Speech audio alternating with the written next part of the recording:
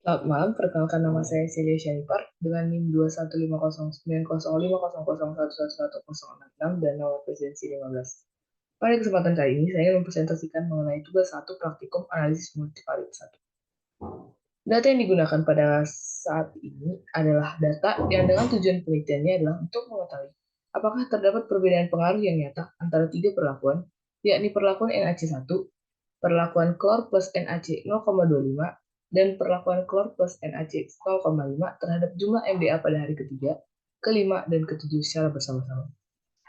Data yang saya gunakan dapat dilihat pada tabel, dan pada kesempatan kali ini saya menganalisis MANOVA menggunakan RStudio.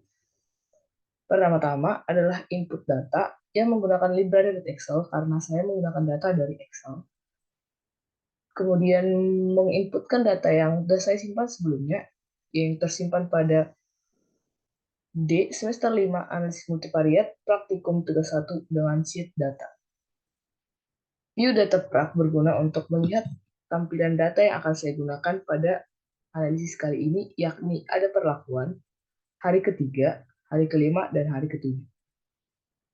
Selanjutnya, saya ingin menyimpan data prak pada hari ketiga di dalam sebuah matriks yang saya beri variabel bernama Y1.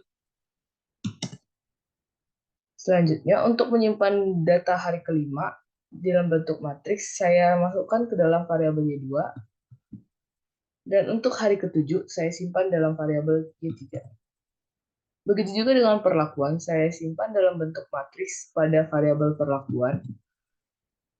Dan dari data keempat data, saya bentuk menjadi data frame dalam bentuk variabel data. Dan X menjadi adalah faktor dari representasi 1 sampai 3, 2 sampai 3, dan 3 sampai 3. Selanjutnya, setelah menyimpan X untuk data yang akan saya gunakan nantinya, saya akan melakukan uji asumsi normalitas multivariat pada data atau variabel Y1, pada variabel Y2, dan pada variabel Y3. Untuk uji homogenitas, saya menggunakan uji Bartlett test, menggunakan library BART, dan jika belum ada BART, dapat dilakukan install package BART terlebih dahulu.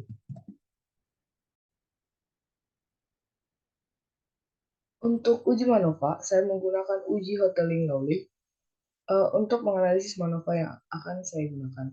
Namun pada aslinya, terdapat 3 uji lainnya seperti uji Pillai, uji Roy, dan uji Wilks untuk mengetahui uji MANOVA.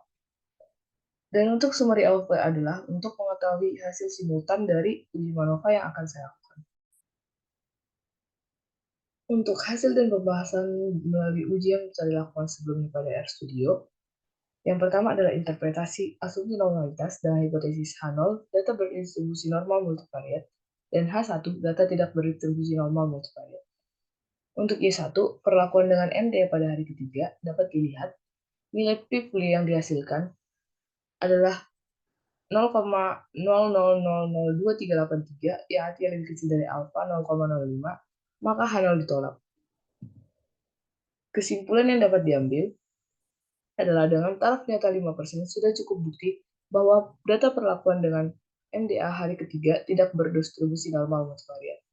Untuk Y2, perlakuan MDA hari kelima dapat dilihat p-value-nya adalah 0,0755 atau lebih besar dari alfa 0,05, maka H0 diterima. Dapat disimpulkan dengan taraf nyata 5% sudah cukup bukti bahwa dengan perlakuan dengan MDA hari kelima berdistribusi normal multivariat.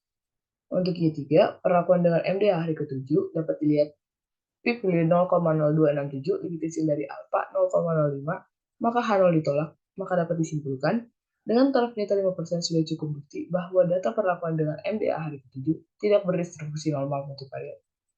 Untuk interpretasi asumsi homogenitas, dengan hipotesis H0 tidak terdapat perbedaan matriks kovarian dan H1 terdapat perbedaan matriks kovarian, dapat dilihat melalui uji Bartlett test, yaitu p-value adalah 0,1611 yang artinya lebih besar dari alfa 0,05, maka H0 diterima, yang dapat diambil kesimpulan dengan taraf nyata 5% sudah cukup bukti bahwa tidak terdapat perbedaan matriks kovarian sehingga asumsi homogenitas sudah terpenuhi. Untuk interpretasi uji MANOVA dengan hipotesis Rata-rata 1 sama dengan rata-rata 2 sama dengan rata-rata 3, atau artinya tidak terdapat perbedaan antara perlakuan dengan MDA hari ketiga, 5, dan ke-7, atau dengan hipotesis alternatif atau H1, yaitu mu1 tidak sama dengan mu2, tidak sama dengan mu3, tidak sama dengan 0, yang artinya terdapat perbedaan antara perlakuan dengan MDA hari ketiga, kelima, dan hari ke-7. Dapat dilihat dari hasil ujinya itu adalah p-value 0,138 lebih besar dari alfa 0,05, yang artinya H0 diterima, dan dapat disimpulkan dengan taraf nyata 5% sudah cukup bukti bahwa tidak terdapat perbedaan antara perlakuan dari NDA hari ketiga, hari kelima, dan hari ketujuh. Maka tidak perlu dilakukan uji lanjut. Sekian dari saya.